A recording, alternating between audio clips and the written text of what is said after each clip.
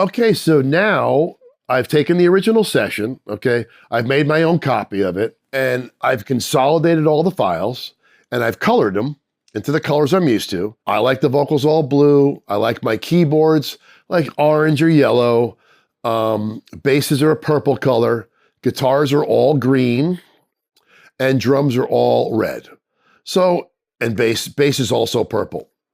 I have one little remnant down here that I forgot about, and I'll just fix right now and make him red. So I went through it, renamed things. The most important thing I found in mixing is that the names that you quickly look up and see need to be short and simple.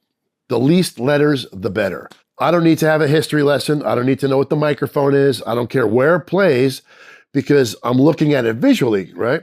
And I see where it's played. I put the cues in that I'm familiar with, okay, that make me comfortable when I mix. And I've also made my SSL disc that's similar. I have an SSL disc that has it up there with the same cues. So now the next thing I'm gonna do is add some plugins and start putting things I'm just familiar with on the tracks. I took a quick listen to a couple of things and I'll look and see what's gonna work plugin wise. In the comments windows where when I go through the song, I find the outputs that are gonna work on the console. That's how I got it written up and got it ready to go. I have it written up so I have things exactly where I'm used to. I think the secret to mixing anything, to mixing period, is to create a routine that you can stick with. I can just close my eyes and I can muscle memory my way through a mix because vocals are gonna be here, guitars are gonna be here, drums here, keyboards here. So I can kind of do that, right? Which I think is really important. So if I always park the music in the same place, there's less to think about. So if I want to reach for vocals, I'm like, oh, here they are. Oh, here's my guitars in order of importance, right? So I have that. So I laid that all out, and a lot of things are very familiar in the parking. Doesn't mean it's all going to always sound the same. It just means that I've cut out that issue of having to worry about, oh, where's the guitar? Oh, where's the drum? Where's the bass part? Okay. And made it always the same. So these are all outputted now.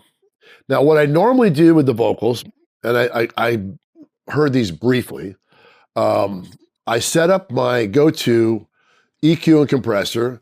My go-to EQ is an SSL XEQ. And of course, the CLA 76 is my go-to for compression. So I will start inserting on all the vocal tracks, EQ, right? And then I'll put my compressor after it. And that's always on my start point, okay? Then if I feel that my plugins are like it's compressing too hard, I can easily just clip gain back the level of the vocals because that feeds the compressors. I'll start there. And then I will also do the same thing here.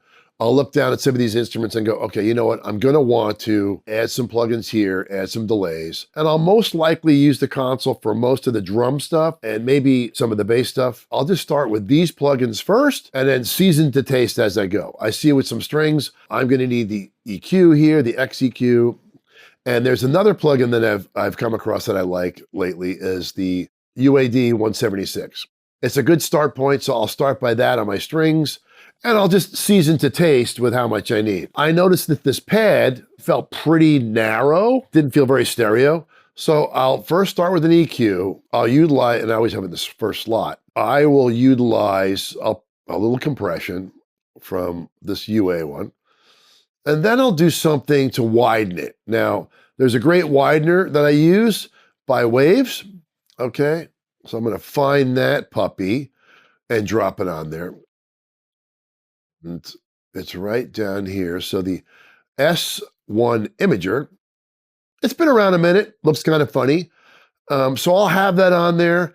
And even from what I already heard, I'll start with it 100% wide and see if that works. The good thing about this plugin is that it doesn't really make the center disappear like some do. Most likely on the vocals, I will probably have to add the SSL de-esser in the third slot. So this is a great unit. I have it on basically a preset that I like, and I'll see how much of that I have to use. And then I'll see what kind of EQ I have to add to these once I bring it up through the console. So the next thing will be to double check my outputs, and then figure out how to play with the automation here, get the transport to work, and we'll see what happens next.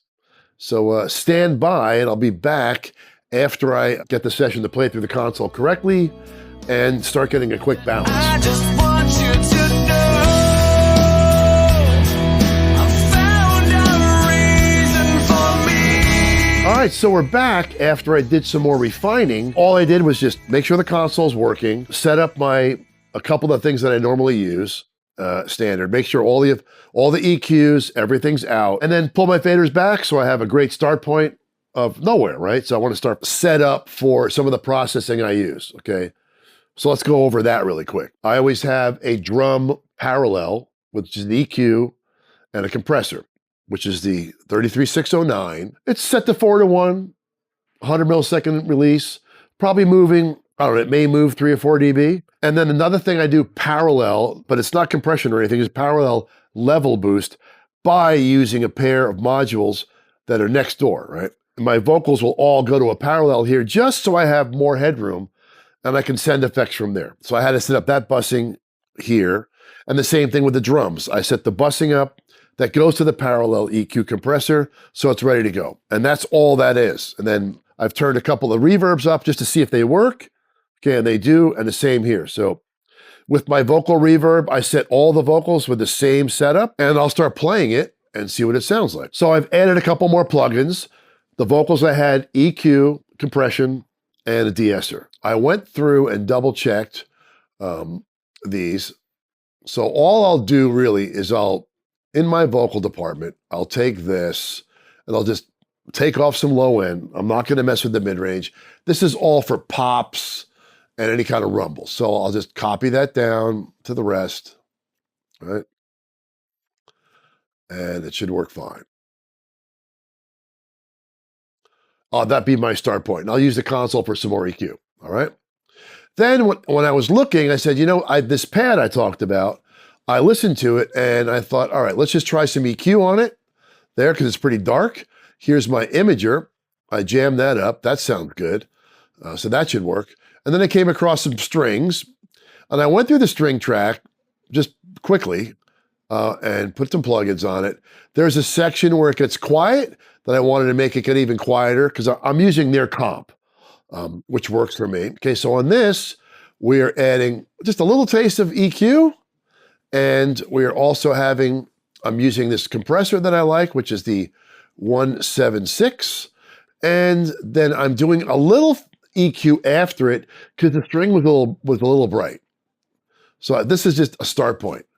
On the acoustic, as soon as I played it, it sounded dark. I just quickly added a Neve EQ to it. So let's get the tape started and start playing it. And then I'm gonna turn these plugins on that I just put on because I know I'm gonna wanna use these on these instruments and see what the difference is between how it came and what it needs to be done.